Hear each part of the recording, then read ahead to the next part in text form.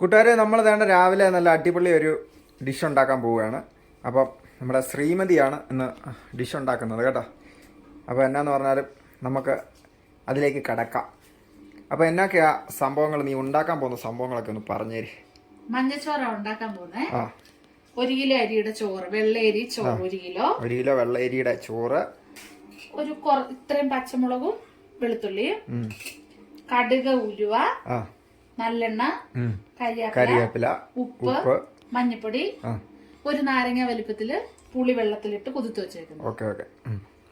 അപ്പം എണ്ണ ചൂടായോ? തുടങ്ങാറായോ? ചട്ടി അടുപ്പ് വെച്ചിട്ടുണ്ട്. അതിൻ്റെ അകത്തേക്ക് എണ്ണ ഒഴിക്കാം.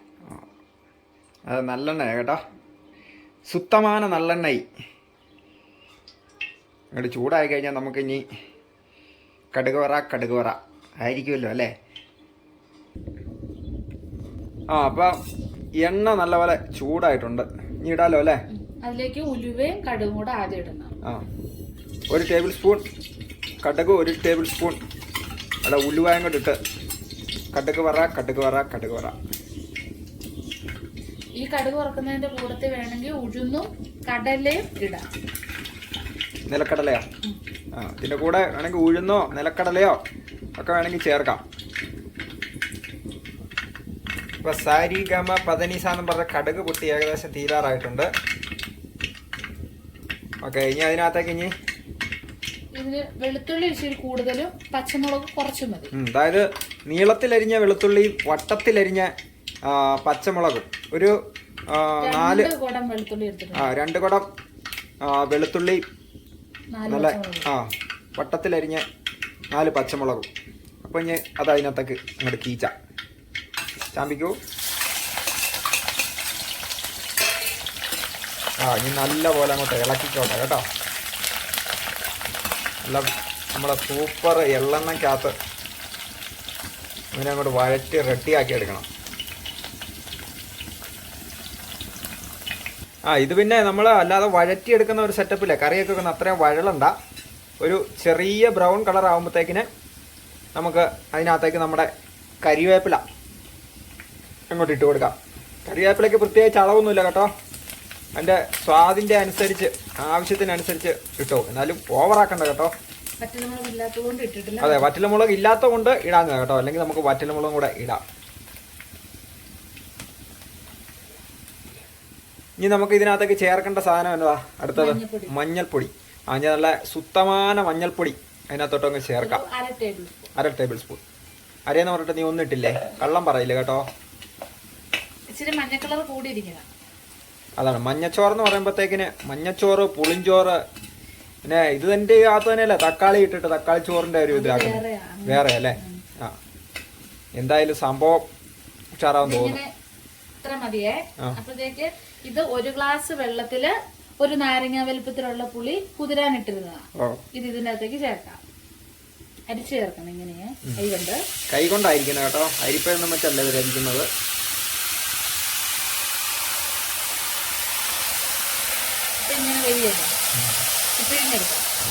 പിശിണ്ടിടാൻ പാടില്ല. ഇത് കടച്ചിലല്ല കേട്ടോ, കൈപ്പണിയാ, കൈപ്പണി. ഇനി അങ്ങോട്ട് അവനെ നല്ല പോലെ അങ്ങ് ഇളക്കുക. ഒന്ന് ഇളക്കി ചേർത്തിട്ട് ചിലവര് ചോറിന്റെ അകത്ത് ഉപ്പിട്ടായിരിക്കും വേവിക്കുന്നത്. ഞാൻ ചോറിന്റെ അകത്ത് ഉപ്പിടത്തില്ല. അപ്പം ഇതിന്റെ അകത്ത് ഉപ്പ് ചേർക്കണം. അപ്പൊ ഉപ്പ് ഇച്ചിരി കൂടുതൽ ചേർക്കണം. പിന്നെ ഉപ്പ് എനിക്ക് അങ്ങനെ അളവ് അറിയത്തില്ല, കൈ കൊണ്ടായിരുന്നു. 1 പിടി ഉപ്പ് വാരി തട്ടുന്നുണ്ട് കേട്ടോ. എങ്ങനാവൂന്ന് അറിയത്തില്ല. ഇല്ല, കൂടുതലില്ല. ഇച്ചിരി പുളി ചേർക്കുന്നുണ്ട്, ഇച്ചിരി ഉപ്പ് കൂടുതൽ ഇതിന്റെ അകത്തോട്ട് ചേർക്കും. അപ്പൊ എന്തായാലും ഞാൻ എന്റെ ഇതിൽ പറഞ്ഞുതരാം. ഒരു 2 ടേബിൾ സ്പൂൺ ഉപ്പ് ഇപ്പൊ ചേർത്തിട്ടുണ്ട് കേട്ടോ. ഉപ്പുണ്ടോ ഇല്ലയോ എന്ന് നോക്കുമ്പോ അറിയാലോ. ഇല്ലെങ്കിൽ അന്നേരം ചേർത്ത് കൊടുക്കാം. ശരിയാട്ടെ. ഇനി ഇതിനെ ഇളക്കി ഒരു പരുവത്തിൽ കുറുക്കിയെടുക്കണം കേട്ടോ. ഒരു ഈ തീർത്ത് വെള്ളം പോലെ അല്ലാതെ ഒരു കട്ടിയുള്ള ഒരു പരുവത്തിലേക്ക് നമുക്ക് ഇളക്കി ആക്കിയെടുക്കണം.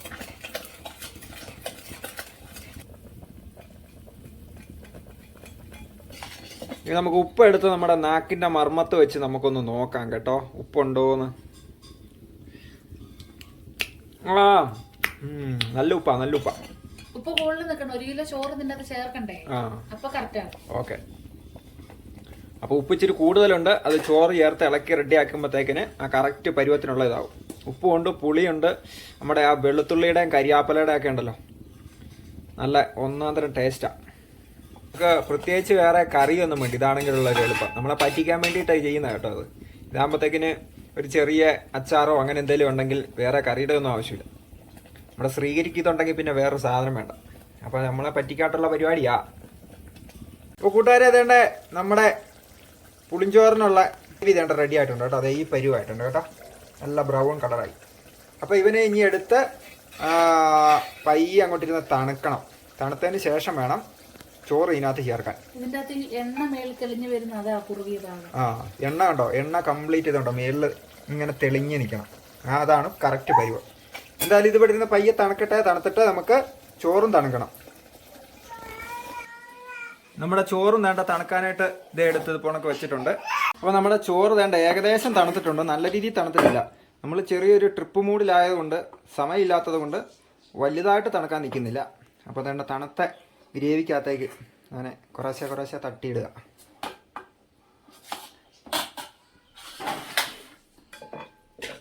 ഇതിന് വെള്ളരിച്ചോറ് തന്നെയല്ലേ വേണ്ടത്, മറ്റേ കുത്തരിച്ചോറ് കൊണ്ട്. കുത്തരിച്ചോറായാലും കുഴപ്പമില്ല, വെള്ളരിച്ചോറാവുകൊണ്ടാണ് നല്ലത്. ഏറ്റവും നല്ലത് നമ്മുടെ ഈ ഒരു കറക്റ്റ് സെറ്റപ്പ് എന്ന് പറയുമ്പോൾ നമ്മുടെ പൊന്നേരി, അതായിരിക്കും ഇച്ചിരൂടെ ടേസ്റ്റ് ആണെന്ന് തോന്നുന്നല്ലേ. ഇതിപ്പോൾ നമ്മൾ നല്ല ഒന്നാം തരം ഉണ്ടല്ലോ, നല്ല തുമ്പപ്പൂ പോണക്കത്തെ റേഷനരിയുടെ ചോറാണ് കേട്ടോ. അതെ, വേറെ അരിയൊന്നുമല്ല, നല്ല റേഷനരിയാണ്.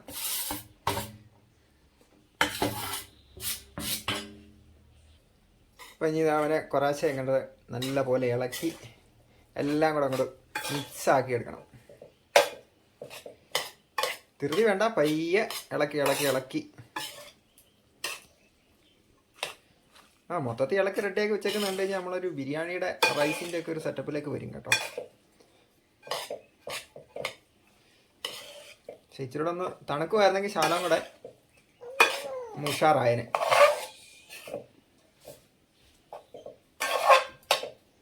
കഴിയുമ്പോൾ ഇതിന് നല്ല മഞ്ഞക്കളറും പുളിയൊക്കെ പിടിച്ചു കഴിയുമ്പോൾ കുറച്ച് നേരം എന്തായാലും ഇളക്കി നല്ല സെറ്റായിട്ട് എടുത്തിട്ടുണ്ട് കേട്ടോ. നല്ല പരുവത്തിന് എല്ലാം ഇളക്കി നല്ല പരുവായിട്ടുണ്ട്. ഉപ്പ് നോക്കണേ. ഈ ഒരു ഇതിൽ ഇനി ഉപ്പ് നോക്കണം. എന്തായാലും നമുക്ക് ഉപ്പൊന്ന് നോക്കാം.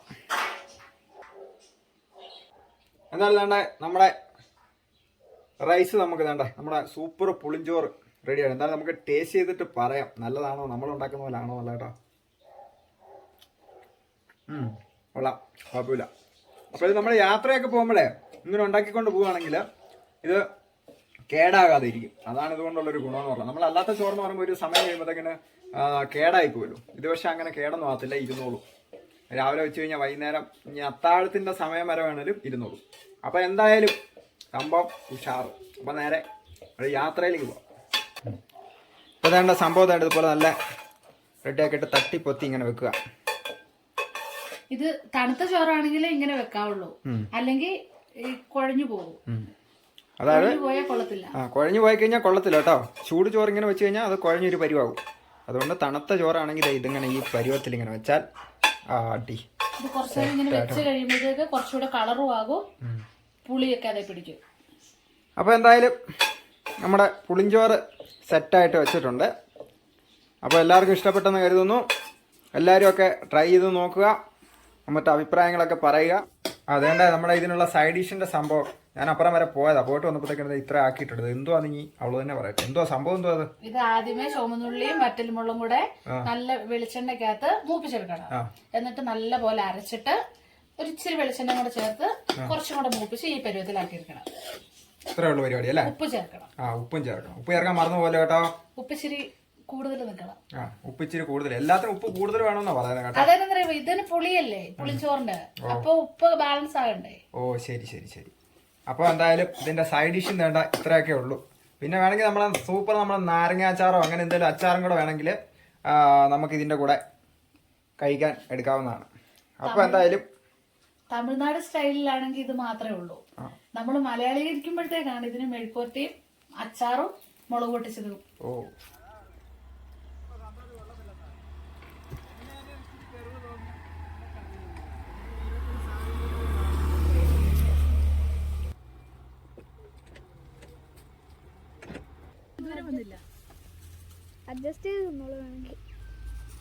എല്ലാരും വന്ന് ചോറ് കഴിക്കുക.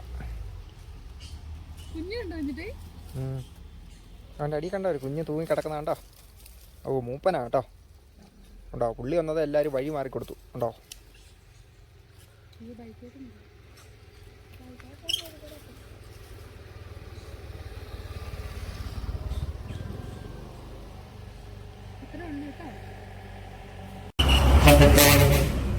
കൂട്ടുകാരെ, അങ്ങനെ നമ്മൾ വേണ്ട ചെറിയൊരു യാത്രയൊക്കെ കഴിഞ്ഞ് നമ്മുടെ പുളിഞ്ചോറ് കഴിക്കുന്ന സമയമായി കേട്ടോ.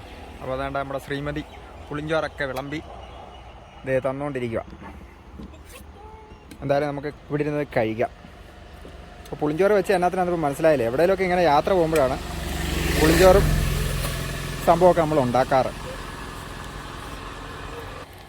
വേണ്ട പുളിഞ്ചോറ് നമ്മുടെ വേണ്ട മുളകും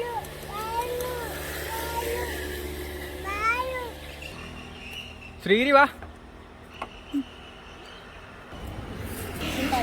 ഇച്ചിരി കളഞ്ഞേര്. വഴിയിലൊക്കെ വെച്ച് എടുത്തല്ലേ. നീ തന്നെ കഴിച്ചിട്ട് പറ കൊള്ളാവോന്ന്. ഇവിടെ വെച്ചായോണ്ടേ ഇവിടെ കൊള്ളത്തില്ലെന്ന് പറയത്തില്ല, കൊള്ളാന്നല്ലേ പറയത്തില്ല അല്ലേ. ആ വേണിമോനെ, വേണിയോ അപ്പാപ്പ ചിന്ന. ആ പെട്ടെന്ന് ചിന്ന എന്നിട്ട് പറഞ്ഞ കൊള്ളാവോന്ന്. കൊള്ളാവോ? ആ മേടിച്ചോ. മേടിക്കുന്നില്ലേ അപ്പാപ്പം? വേണ്ടേ അമ്മ? മാളു നിക്കുവാണോ അവിടെ? ഓ മാളു അവിടെ പശു നിക്കുന്ന കണ്ടട്ടാ കേട്ടോ. മാളുവിനെ നമ്മുടെ വീട്ടിലെ പശു ഉണ്ട്, മാളു എന്നാ അതിന്റെ പേര്. മാളു മാളു അല്ലത്.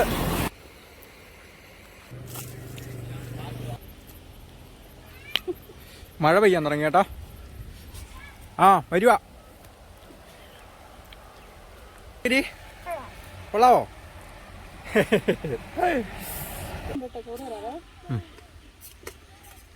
അയ്യോ തിന്നാവോ? ഇച്ചിരി കഴിക്കടാ. ഉണ്ടാ ഉപ്പുപ്പാണോ? അയ്യോ ഉപ്പുപ്പ് വാരി തിന്നല്ലോ കേട്ടോ. അയ്യോ ഉപ്പുപ്പ് തിന്നായിരിക്കും. ചോറുമാമൻ തിന്നാ മതി കേട്ടോ. ചോറുമാമൻ തിന്നാവോ? അയ്യോ ഈ കോരി കളഞ്ഞടി അത്. അപ്പൊ കൂട്ടുകാരെ പുളിഞ്ചാറൊക്കെ കഴിച്ചു കേട്ടോ. പുളിഞ്ചാറൊക്കെ കഴിച്ച് തേണ്ട മഴ തുടങ്ങി. ഇവിടുന്ന് ഞങ്ങൾ പയ്യെ ഇവിടുന്ന് വീട്ടിലേക്ക് തിരിച്ചു പോവാം. ഇനിയിപ്പോൾ ഇവിടെ നിൽക്കാനായിട്ട് സമയമില്ല, ഒരുപാട് ലേറ്റായി. അതുകൊണ്ട് വീട്ടിലേക്ക് തിരിച്ച് പോയേക്കാന്ന് വെച്ചു. അപ്പോൾ എന്തായാലും പുതിയൊരു വീഡിയോ ആയിട്ട് വരുന്നത് വരെ എല്ലാവർക്കും ഗുഡ് ബൈ. എല്ലാവരും ഹായ് പറ.